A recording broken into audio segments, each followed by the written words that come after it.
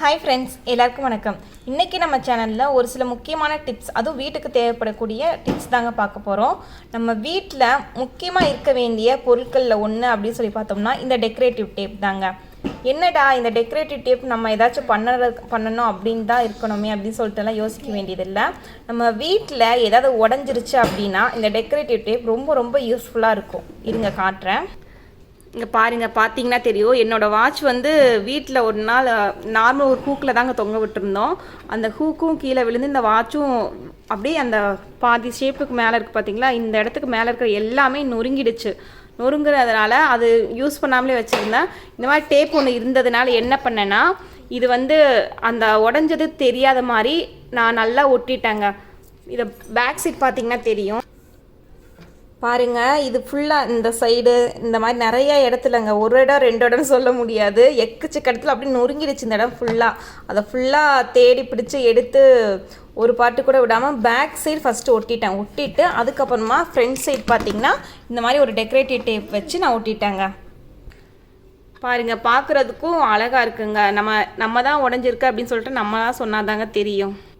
கண்டிப்பாக இந்த மாதிரி டெக்கரேட்டிவ் டேப் வீட்டில் ஒன்று இருக்கணும் அப்படின்னு சொல்லிட்டு நான் சஜஸ்ட் பண்ணுறேன்.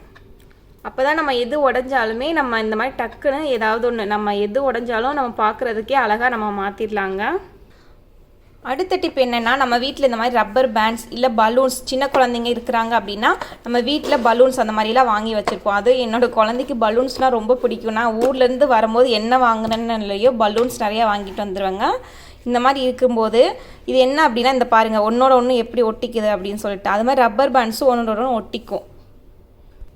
இந்த மாதிரி ஒட்டாமல் இருக்கணும் அப்படின்னா நம்ம வீட்டில் நார்மல் பேபி பவுடர் இல்லை வேறு ஏதாவது நம்ம பவுடர் யூஸ் பண்ணுவோம் பார்த்தீங்களா, அது கொஞ்சமாக மட்டும் போட்டுட்டு அது கூட நம்ம மிக்ஸ் பண்ணி விட்டுருணுங்க. இந்த மாதிரி மிக்ஸ் பண்ணி விட்டுட்டோம் அப்படின்னா இந்த ஒட்டின பலூனும் இந்த ஒட்டின ரப்பர் அந்த மாதிரி இருந்தால் கூட அது வந்து பிரிஞ்சு வந்துடும். அதே மாதிரி ஒன்று ஒட்டவும் ஒட்டாது, எவ்வளோ நாள் ஆனாலுமே அது வந்து ஒட்டாத ஒரு மாதிரி பிசுப்பாக ஆகாதுங்க. அதே நீங்கள் எதுவுமே பண்ணாமல் அப்படியே விட்டுட்டிங்க அப்படின்னா ஒன்றோட ஒன்று ஒட்டி ஒரு மாதிரி ரப்பரெல்லாம் ஒரு மாதிரி ஆகிடுங்க. இதெல்லாம் நீங்கள் யூஸ் பண்ணி பார்க்கலாம். உங்கள் வீட்டில் ரப்பர் இந்த மாதிரி பலூன்ஸ் அந்த மாதிரி இருந்ததுன்னா, இந்த மாதிரி ரப்பர் ஐட்டம் வேறு எது இருந்தாலும் சரி, இந்த மாதிரி பவுடர் நீங்கள் அது கூட போட்டு வச்சிட்டிங்கன்னா எவ்வளோ நாள்னாலும் ஒன்றும் ஆகாது. அடுத்த டிப் என்ன அப்படின்னு சொல்லி பார்த்தீங்கன்னா, இந்த மாதிரி நம்ம சூப்பர் மார்க்கெட்லேருந்து நம்ம முட்டை வாங்கிட்டு வரோம் அப்படின்னா மேக்ஸிமம் அதிலே போட்டிருப்பாங்க ஃப்ரிட்ஜுக்குள்ளே தான் வைக்கணும் அப்படின்னு சொல்லிட்டு. நார்மலாக நம்ம வெளியே வாங்குகிற முட்டை வேறுங்க, இந்த மாதிரி சூப்பர் மார்க்கெட்லேருந்து வாங்குறது கண்டிப்பாக ஃப்ரிட்ஜில் தான் வைக்கணும்னு அவங்களே மென்ஷன் பண்ணியிருப்பாங்க. நம்ம ஃப்ரிட்ஜில் தாங்க வைக்கணும். அந்த மாதிரி நம்ம முட்டை நார்மலாக வாங்கிட்டு வந்து வைக்கிறோம் பார்த்தீங்களா, ஃப்ரிட்ஜில் வச்சாலும் சரி வெளியே வச்சாலும் சரி, முட்டை வைக்கும்போது மேல் பகுதி வந்து பெருசாக இருக்கிற மாதிரியும் கீழ்ப்பகுதி வந்து அந்த ஊசியாக இருக்கிற பகுதி கீழே இருக்கிற மாதிரி தாங்க வைக்கணும். இருங்க இதில் காட்டுறேன். இப்படி பார்த்தீங்கன்னா தெரியும், மேலே வந்து பெருசாக இருக்குது, கீழே வந்து சின்னதாக இருக்குது பாருங்கள்.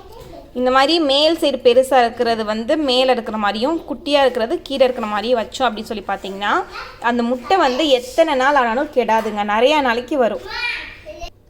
அப்போ தான் அந்த முட்டையோட மஞ்சள் கரு இருக்குது பார்த்தீங்களா, அது வந்து கரெக்டான பொசிஷனில் இருக்கும். அதனால தான் அந்த முட்டை வந்து எவ்வளோ நாள் ஆனாலும் கெடாது, நிறையா நாளைக்கு அதோட லைஃப் வரும் அப்படின்னு சொல்லிட்டு சொல்லுவாங்க.